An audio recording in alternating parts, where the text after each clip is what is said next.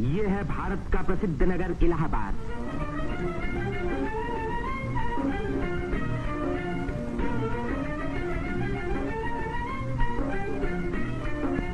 यहीं पहल उत्तर प्रदेश में एक विश्वविद्यालय की स्थापना हुई। इसी वजह से ये नगर उत्तर प्रदेश की शिक्षा और सभ्यता का केंद्र माना जाता है।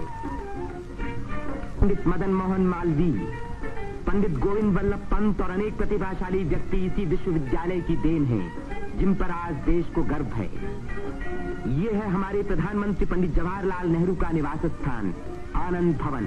भारतीय राजनीति का ये एक प्रमुख केंद्र रहा है। इस नगर को तीर्थराज प्रयाग भी कहते हैं। यहीं गंगा और जमुना का संगम है। इसी संगम में गुप्त सरस्वती नदी भी आकर मिलती है। इसीलिए इस स्थान को त्रिवेणी संगम कहा जाता है। त्रिवेणी बहुत पुराने जमाने से भारत का एक पवित्र स्थान माना जाता है। सृष्टि की रचना की शक्ति प्राप्त करने के लिए यहाँ ब्रह्मा ने यज्ञ और तपस्या की। लक्ष्मी की प्राप्ति के लिए विष्णु ने भी यहीं तपस्या की। यहीं स्नान करके भगवान शंकर ने त्रिपुर राक्षस के वध करने की शक्ति प्राप्त की और यहाँ महात्मा बुद्ध ने संसार को सत्य का संदेश भी सुनाया। समुद्र मंथन के बाद जयंत के अमृत का घड़ा लेकर जाते समय एक अमृत कण छलक कर यहाँ गिरा और तभी से इस स्थान पर कुंभ मेले का महान पर्व आरंभ हुआ। इस वर्ष भारत का सबसे बड़ा कुंभ मेला इसी स्थान पर हुआ। इस मेले में लगभग 1 करोड़ व्यक्ति त्रिवेणी में स्नान करने के लिए आए। सदियों की गुलामी के बाद स्वतंत्र भारत का ये पहला कुंभ मेला था। त्रिवेणी में स्नान करके तन, मन और आत्मा को शुद्ध करने के लिए ही यात्रियां आते हैं। योगी और सन्यासी, गरीब और अमीर सभी प्रकार के लोग यहाँ इकट्ठे होते हैं। कुंभ मेले के मौके पर देश के नर नारी एक दूसरे के धार्मिक विचारों से परिचित होते हैं। धार्मिक संस्थाएं योगी और सन्यासी यौगिक क्रियाओं को दिखाते हैं।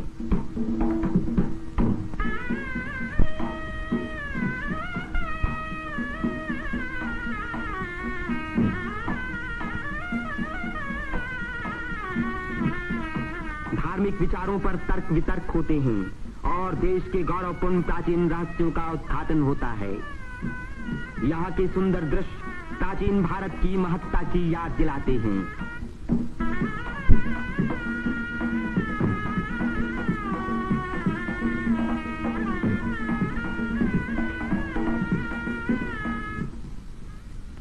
मेले के धार्मिक रूप के अलावा उसके दूसरे दृश्यों में सुंदरता और स्वतंत्रता का रंग चमक रहा था।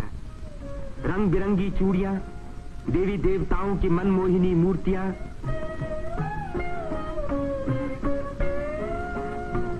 हरी जपन की मालाएं, सिंदूर और चंदन के ढेर, औरतों के साज श्रृंगार, बच्चों के खेल खिलौने, लाल बुझक्कर मिट्ठू मियां।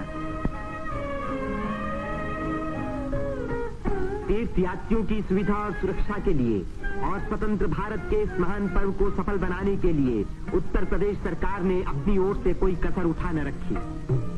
मेला शुरू होने के कई महीने पहले से ही सरकार की ओर से तैयारियां शुरू हो गई थीं। उबड़ खाबड़ जमीन को समतल बनाने के लिए बुलडोजर जैसी बड़ी बड़ी मशीनों से जमीन की सतह ठीक की गई।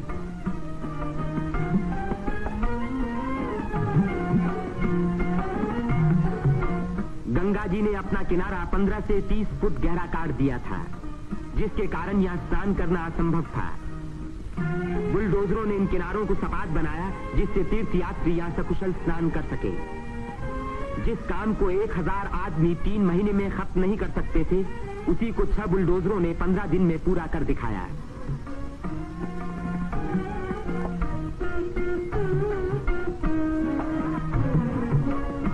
फौजी इंजीनियरों ने सड़कों पर बिछी रेलवे लाइनों के ऊपर पुल बनाने में बड़ी मदद की।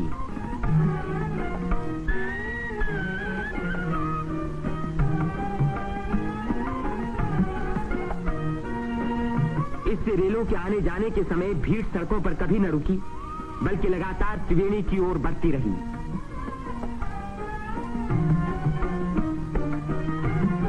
जगह की कमी के कारण ज्यादा लोगों के रहने का इंतजाम गंगा के पूर्वी तट पर झूसी की ओर किया गया। वहां से शेष मेले तक आने के लिए भारतीय सैनिकों और उत्तर प्रदेश सरकार के सार्वजनिक निर्माण विभाग ने पीपों के 6 पुल बनाए। कुंभ मेले के इतिहास में यह पहला मौका था जबकि यहां बिजली लगी। 1000 बिजली के खंभे लगाए गए, जिनके लिए 160 मील से अधिक लंबी तार लाइन इस्तेमाल हुई। उत्तर प्रदेश के स्वास्थ्य विभाग ने यहां सफाई का बड़ा अच्छा बंदोबस्त किया। चारों तरफ मशीनों से लगभग 250 मन डीडीटी का भारी छिड़काव किया, जिसके कारण मेले में मच्छरों व मक्खियों का नामो निशान बाकी न रहा।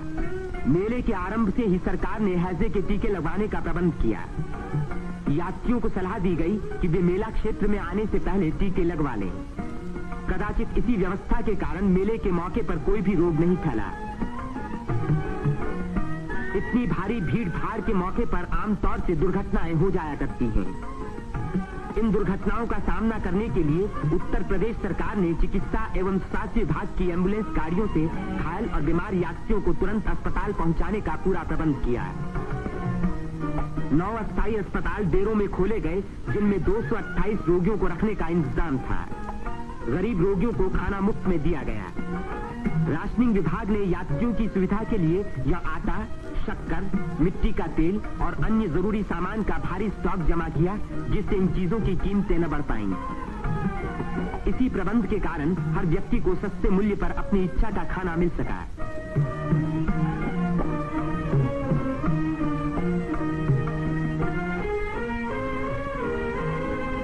सेवा समिति, अग्रवाल समिति और भारत स्काउट्स एंड गाइड्स जैसी स्वयंसेवक संस्थाओं ने यात्रियों के मार्ग निर्देशन, उनकी सुरक्षा और घायलों का प्राथमिक उपचार किया।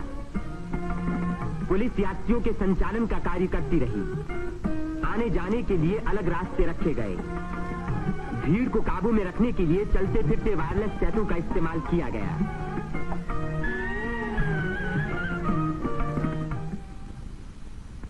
भूले भटके लोगों को खोज निकालने और उनको उनके घर वालों तक पहुंचाने का खास इंतजाम किया गया।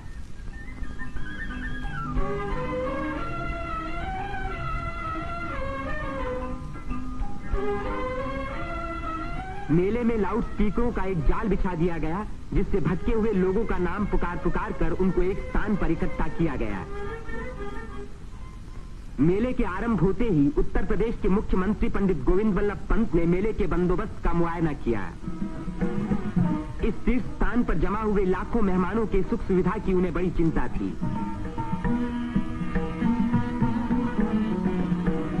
उन्होंने नाव पर सवार होकर घाटों का निरीक्षण किया।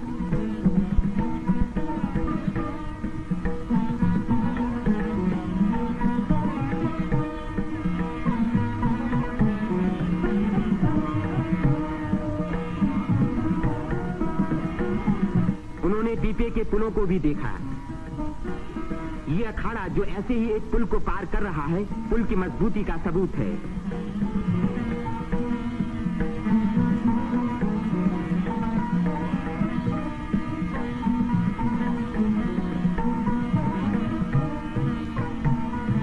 हमारे प्रधानमंत्री पंडित जवाहरलाल नेहरू ने भी मेले के इंतजाम का निरीक्षण किया। वे सड़कों पर घूमे और पुलों पर भी गए।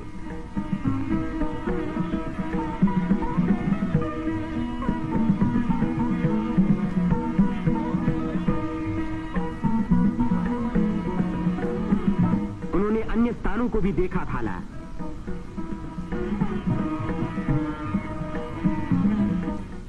भारत के अन्य लाखों व्यक्तियों की भांति हमारे राष्ट्रपति श्री राजेंद्र प्रसाद ने भी त्रिवेणी में स्नान किया। इस दिन अपार जनसमूह यहां इकट्ठा था।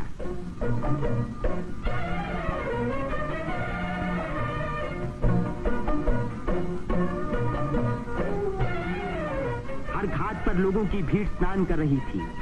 उसमें नया जोश था और नई उम्मीदें थीं।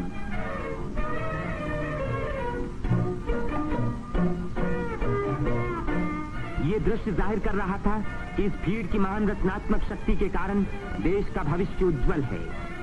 उसकी इसी शक्ति के कारण हमारी उन्नति के बड़े से बड़े कार्य अवश्य सफल होंगे। जिस स्थान पर मनुष्य और देवताओं ने यज्ञ किए और भविष्य का संकल्प किया, उसी स्थान पर इन नर नारियों ने आज भारत को फिर से बलवान और सुखी बनाने की प्रतिज्ञा की और भारत की स्वतंत्रता को अमर रखने के लिए अपने शरीर में एक नए प्राण को जन्म दिया।